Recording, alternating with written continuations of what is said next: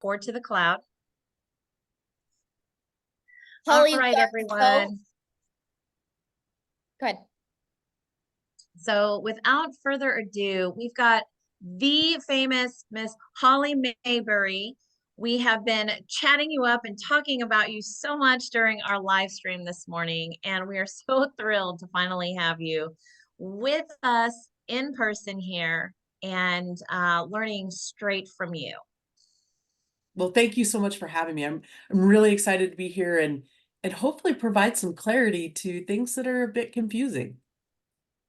We are so Absolutely. excited to have you, Holly. And forgive me, but I believe that you are the Vice President of Brokerage Operations at EXP for all of the United States and Canada. Am I correct? Yeah, just a US, so US Realty and US Commercial.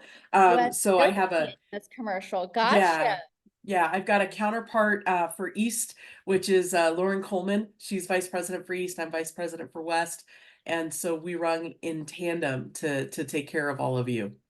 That is absolutely amazing. Well, thank you so much for joining us today and taking the time to really share all of your expertise and all of the knowledge that is really needed in our industry to help our agents. I know that I've heard so many agents just totally terrified, really, of what's going to go on and what's happening and what's going to happen to their business. And there's certain aspects of the industry that are being affected a lot more than other aspects. And so we are just super excited to have you today. Before we get into all of the great information that's going to help our agents, really, can you share a little bit about yourself and what you've done to be here and know all of this incredible information? For sure. So, I got into real estate right out of college. I had a very short stint as a in radio, and really found that did not you had to have multiple jobs to support your radio career. So I got into real estate and went to work for my uncle's company, and he had bought it from my grandparents in the early 80s. So we've got a long line of family that has been in real estate, and I went to work right away in northern Arizona. Worked as an individual agent. I've worked as part of a team. I've been a designated broker for a smaller brokerage. I worked as a team leader for another company. Did all of those things. So if it was short sales, if it was land, it was small commercial. I did all of those things. And then I got really involved in the realtor organization and, served as my local president, the state president. I've worked on forums and work groups for the past 15 years. And like you, Nicole, I've been a federal political coordinator or FPC for the National Association. So lobbied at Congress, testified in front of Congress, done all of those things, and in 2018, had the opportunity to become designated broker for Arizona, and was invited to join EXP, and thought, my gosh, why wouldn't I take this opportunity? And jumped in. We had about 400 agents in the state, and really quickly that grew to about 2,000. And then I had the opportunity to move into leadership. So it's just been an incredible adventure, in real estate and taking care of people my whole career. That is amazing. Thank you so much for sharing. I love the fact that you have so much experience, not only just in the leadership aspect of it, but on the boots on the ground kind of stuff, the things that a lot of agents are facing every single day. And then also what an agent can aspire to do, right? Going from boots on the ground to being a team leader, to being a broker, to being a designated broker for a big organization, and then obviously being on the leadership side and being involved in the realtor organizations that a lot of agents haven't had the opportunity yet to understand the importance of, or to really experience. But as we have, we absolutely love it. So thank you for joining us. And Cynthia, you want to ask the questions a little bit about the background of what got us here?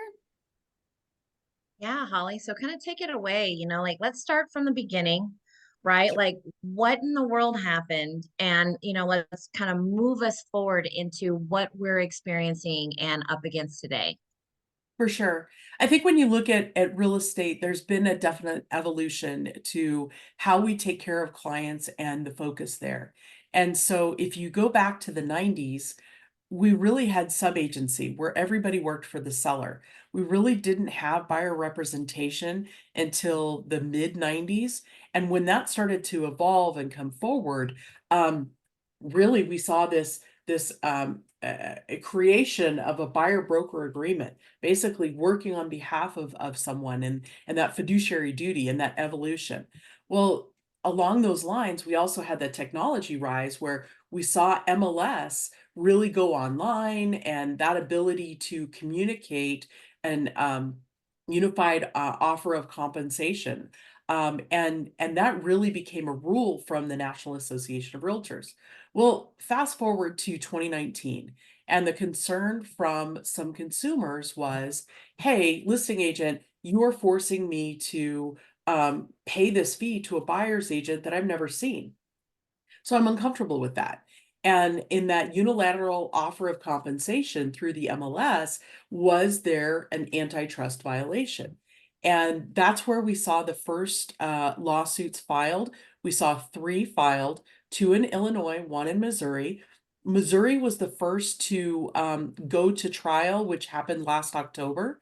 Um, and along that road, we saw little changes in rule sets from the National Association. And the first, or the biggest being, hey, there's not going to be a requirement to offer any compensation in MLS. And that happened last October.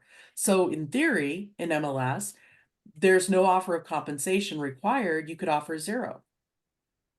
We haven't really seen that change, but that happened during the trial. We also saw Anywhere and Remax come forward and work out a settlement agreement with plaintiffs' counsel. Keller Williams worked out a settlement in February, and then most recently, Home Services of America and the National Association. And I want to be really clear, like EXP is still a part of open litigation, but our agents, all of you, are covered under the NAR settlement. And so that's proceeding forward. Now, as part of the NAR settlement, because of the jury findings of, hey, it looks like you violated antitrust, what's important in all of this is NAR agreed to make some substantial changes to the way the industry operates. And those go into effect in mid-July. And that's what everybody is trying to get their arms around, and how we move forward together. And how do we advocate even more for the consumer? And that's honestly where I get excited. I love getting to take care of people, and the idea that we get to have a better conversation with a buyer or seller from the outset, and we're all doing it, is even better. So let's talk about July. What can you expect? Well, the offer of compensation in MLS is currently there. It's a field that we're used to seeing. That will go away. That is part of the requirement that NAR has put forward. There will be no unilateral offer of compensation. Now, as a buyer's agent, what that means is at first meeting, we're already supposed to be disclosing our agency. Who do we work for? How do we work for them, etc. That's very standard state to state. But now, in order to get paid, or assured that we're going to get paid, not only are we going to disclose how and who we work for, we also have to have an agreement with that buyer of, if I show you this house, these are the things I will do for you if you choose to purchase this house. Like this agreement to work together. So it's much like going to an attorney and saying, gosh, I really need to create an LLC. So will you do that paperwork? Oh, you know what? I need to create a trust. I need to create a will, and all of those things. And there's a menu of services that many attorneys will have. It's the same thing here. We're having a menu of services in that fee for professional service. What does that look like for a consumer? And it's being disclosed up front. A lot of times, buyers didn't really know how we got paid. Just all of a sudden at close of escrow, everybody seemed happy. Okay, great. Let's do that up front now. And that's where I get really excited to assist clients in really mastering their own destiny. They should interview agents. Clients should select the best professional for them to be their advocate. I think where I'm most excited, and Cynthia and Nicole and I were talking about it before we got to come live with you all, is the best thing you and I can do as professionals is advocate, if you hire me, this is what I can save you. This is what it will cost you if you don't hire me. So if you go directly to the listing agent, let's talk about the cost to you as a buyer. You won't have representation. You don't have an advocate. You may not get as much off the purchase price. You won't have somebody walking you through inspections. What does that really cost? And I think that that's where I really get excited for us as professionals. I completely agree with you. Absolutely. That changing that conversation from how much do I cost to how much does it cost you if you don't have me? That's a great way Mm. to change that conversation to really highlight what the buyer should be looking at and should be considering, because we know this as agents. We experience it every single day. But like you said, buyers don't really know a lot of that backside. They don't know the back end. They don't know what we do when we negotiate, or what benefits that is to them. They just know, okay, well, if I go directly to the seller, like I can ask for whatever price I want. And knowing that they have a representative that's going to intentionally work on their behalf to save them this money, that's what our job is going to be. And that's one of our promises in our menu of services that we're going to do for them. I think that's a great way to change that conversation. It becomes so important to have an open conversation. And I think so many times, especially, when we sit with the seller, it's a very business-like transaction. We talk through the process, we talk through what they can expect, we talk through next steps and how we get them from start to finish. And that's really important. With buyers, it's like, hey, you want to see this house? Me too. Get in the car. Like that doesn't work, right? Like we get so Right. excited, and buying is emotional, selling is very pragmatic and businesslike. And I think that when we look at our buyers, how do we treat them in such a way that we still have that joy in the excitement of the purchase, but also how do we help them really make a good business transaction, a good business decision for their family? That's where the magic is. And so when I look at the changes coming in July, not only are we going to have the opportunity to meet with them and have that conversation, but we also want to create ease. And so at EXP, one of the things that we've already launched, and it came out a couple of weeks ago, is our single property buyer broker. So many times we get somebody who may contact us via the internet and so forth. They're not sure that they want to work with us. We're not sure we want to work with them. We really have to develop a relationship. And so we wanted to have an off ramp for our clients to really start to get comfortable, but have an honest conversation of what to expect, knowing that these changes industry wide are coming into effect. And in many states, we are seeing legislation passed that is requiring a buyer broker agreement. So as a result, rather than having something that's amazingly onerous, multiple pages, we wanted a single page opportunity to have very simple language that everybody can understand of, hey, this is how we'll work together. This is how you can have your best experience. Let's look at this house. And then if we want to continue our relationship after this property, now we've got our next step, and our buyer broker agreement we're affectionately calling 2.0 will be released this next week. And we're excited about that because that page and a half, 2-page agreement, again, keeping very plain language to allow you to expand your conversation and relationship with that buyer, to move forward. We don't believe, as a company, that it should be hard to buy a house. We should make it painless for the client. We should make it easy to understand, because the worst thing we can do is put a piece of paper in front of the client and say, I need you to sign this, and not have the ability to explain it. We've let them down, we've let ourselves down. So why make it so complicated? And that's what we're trying to do with EXP's version of the buyer broker. That's excellent. I know that Cynthia has worked with so many buyers at different levels in her career, all the way back to the foreclosure days, all the way to luxury, homes, corporate, companies moving in, things like that. I'd love to hear, like, Cynthia, what do you think about that 1 page or 2 page, simple language versus what we have currently? That's a lot of pages and it is really complex and a lot of people have questions or hesitations about it. Well, I'm excited, for EXP to really roll this out. Holly, we're going to be, watching you like a hawk, like, okay, so what are they dropping now? What's coming out? Um, just, the ability to allow us to really simplify the language and, like you said, expand that conversation because right now I think a lot of us are stuck. Like, how do I have this conversation with them? And I think this document will allow us basically to have a conversation about it, right? Like to extend. And I think the both of you really said some important things. It's like, how do we flip the conversation from, well, how much do I cost to well, really, how much is it costing you, right? And then have that documentation to be able to just kind of bridge that smoothly, in the most professional way for us to be able to explain,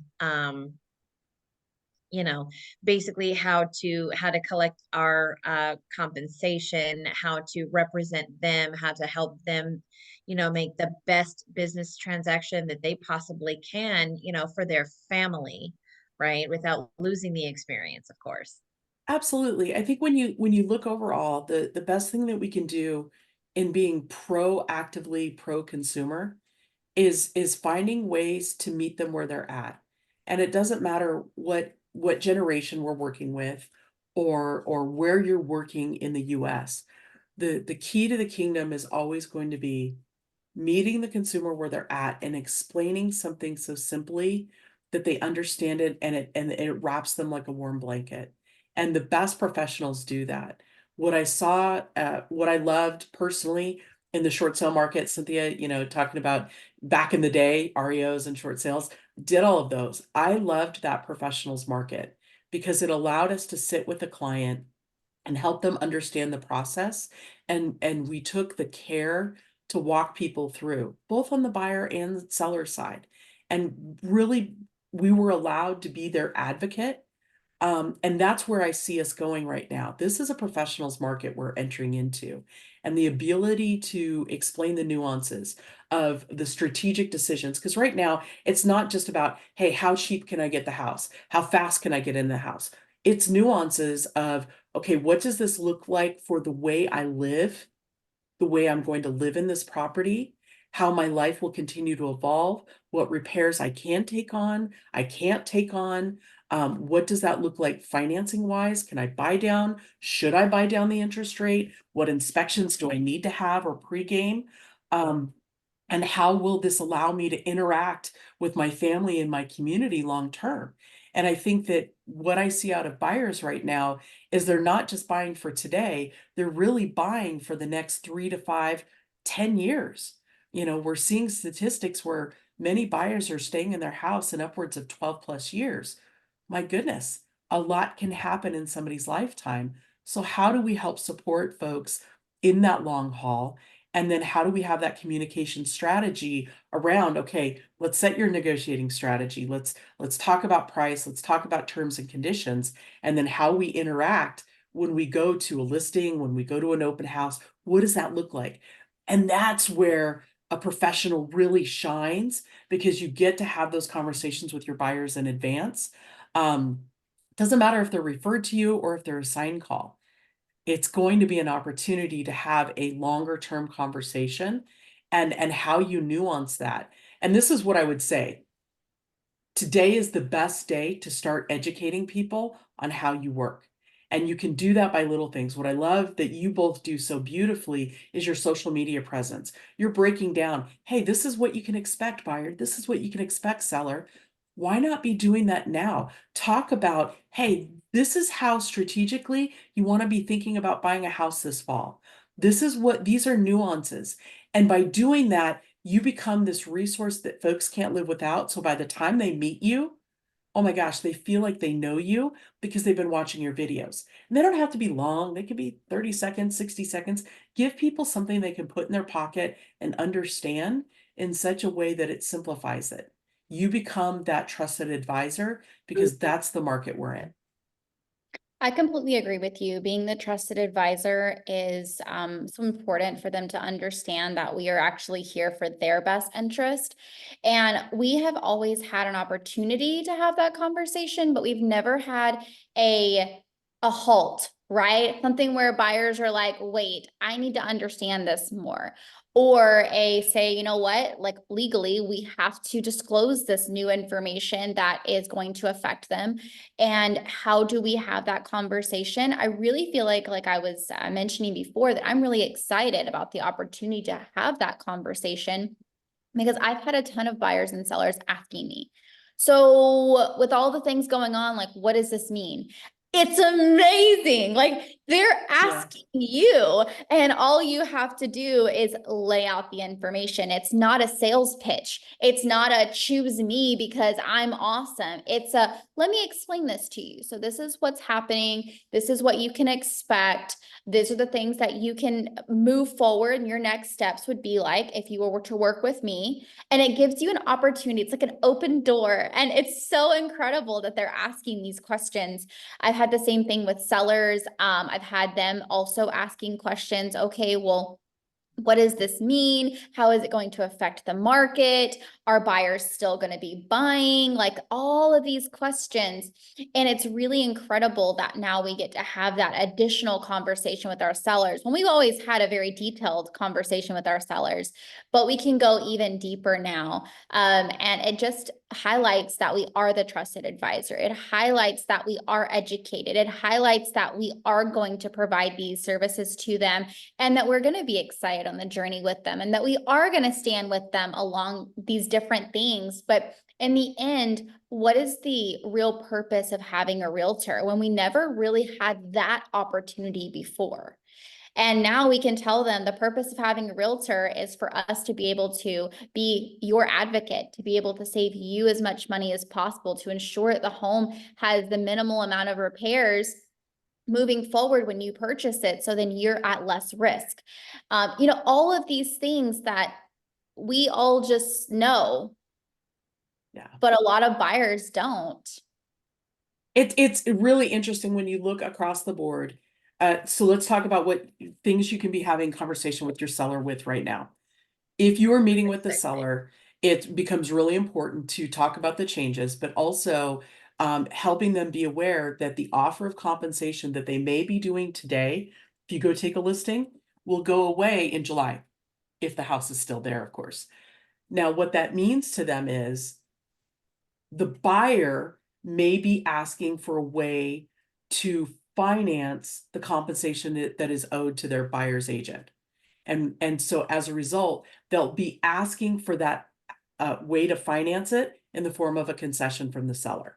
Does that make sense? Like, So you're I'm moving gonna this one to this one. kind of, it's a swapping of pockets. So the seller still may participate, but the seller is helping finance the buyer broker compensation.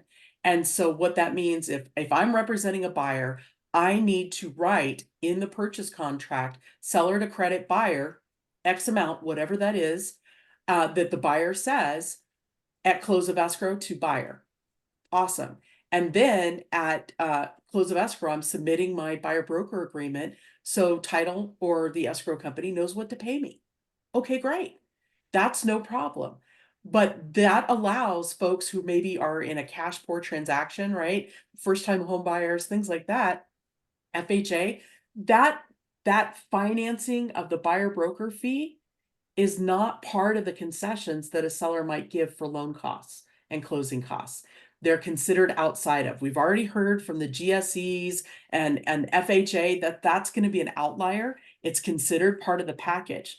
Now, if a seller chooses not to offer any concessions to offset a buyer broker compensation that is owed, we're hearing from appraisers, it might be considered that house is worth less because it's all a package deal. So if I'm pulling comps, I'm looking at the concessions right now.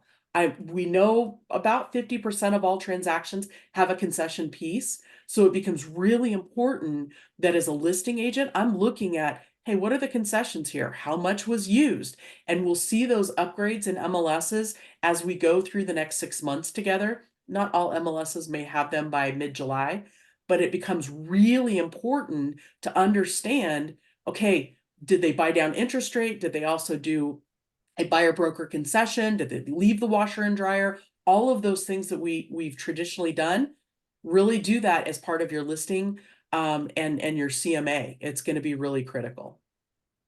I love the fact that you're bringing that up, because that is a part of the conversation that we're currently having with sellers, is that the value of their home is a whole package, right? And that has been a trend for quite a few years, and that is a part of the value that other homes are valued at, because they did offer that compensation. And so if they're not willing to, or don't want to, or are opposing it for whatever reason, and that's totally up to them, but that, we have to take that into consideration, just the same as we would when we're comparing a house that has a fence to a house that doesn't have a fence, or a house that has a carport versus a house that has a garage. Like, they're different. So exactly the same way here, the concessions is going to be a consideration that's a higher consideration than it was in the past. Yeah, and I think that we've got to have those conversations with our sellers right now. And so as a result, we've also got to have the conversation with our buyers as well. When you start to look at, hey, this is how we do things buyer wise, asking for concessions. And this is what I would say. Whatever my fee is, I can go down, I can't go up. That's part of the rule. So I have to set my fee up front, and it becomes really important. And I know a lot of folks are like, well, new home construction is offering bonuses. Y'all, I work that to my advantage, because what I do with new home constructions, I do a lot of especially, when I was selling quite a bit, I did a lot of lot land release, and there were bonuses, like if we closed by this date, because then I would hit my release dates. That's great. But I will say this, one, you have to be incredibly consistent. So set your fee. This is what I do. And for new construction, I may set a higher fee, because I go out during the construction process and I'm taking pictures and sending them to you at every step of the building process. And I'm giving you updates because I know you're not in town, in state, whatever. The other thing I will say is, if a bonus is offered for you to perform buyer by a certain date, that incentive is not mine. That belongs to you. So we will use it to buy down your interest rate. We will use it for financing. We'll use it for, furnishings, curtains, whatever you decide. This is my fee. And what I found by doing that is I win the client. I may be able to charge a higher fee on new home construction because I'm not accepting the bonus. Does that make And you're sense? giving the bonus to them, which I'm is actually passing the bonus huge. along. And so people are like, well, That's the other huge. client said that did what, I don't understand. So there's a lot of things to be aware of there. Excellent. Well, I think that we've had a really in-depth conversation. I know that this will be incredible information to be able to offer to the agents who are going to be watching. Anything else that you want to add that is really important, ways to stay educated, to stay up to speed on things, and to be able to keep their business up and going the way that they planned it without them having to hesitate and I think the thing that I would say over and over again is always going to be make sure that you are consistent. Make sure that you're consistent in your daily practice. How you show up for people becomes critical right now. Be consistent in the calls that you make to your sellers weekly, the calls that you make to your buyers, checking in on them.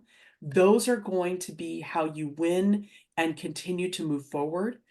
But then additionally, how you show up to meet a new buyer. What is your consistency practice there? And if you don't have one, that's okay.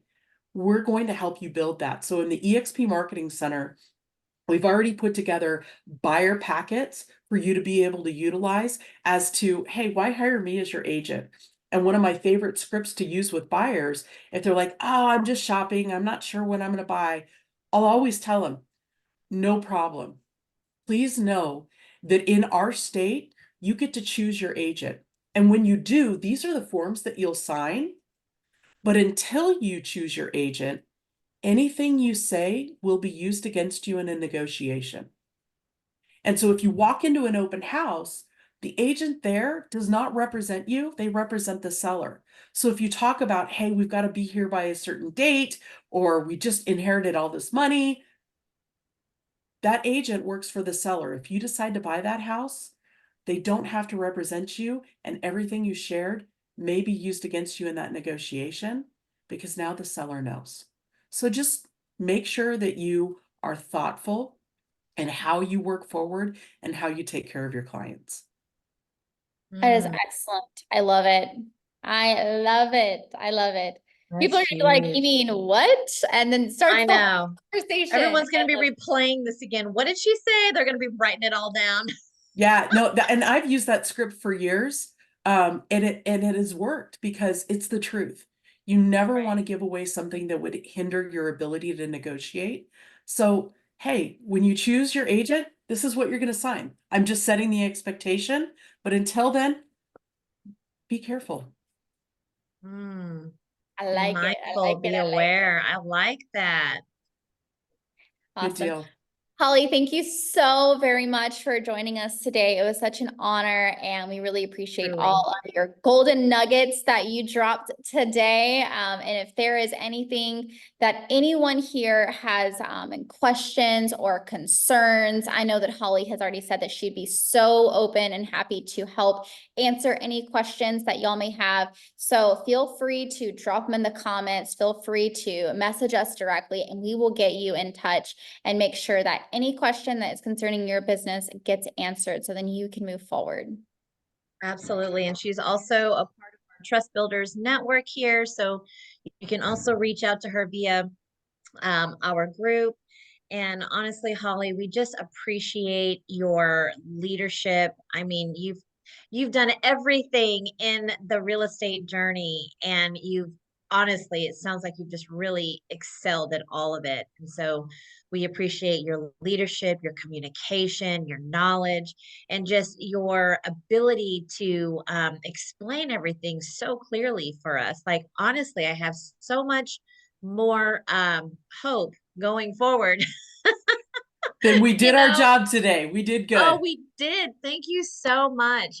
Honestly, you gave us some great scripts, some great tools, and I think all of us are going to be um, definitely more equipped to put these things into practice. So we'll definitely go to work. We'll help, put these things into practice, and we just appreciate you so much. Very good. Thank you all. Have a great day. All Bye. right, bye. Bye.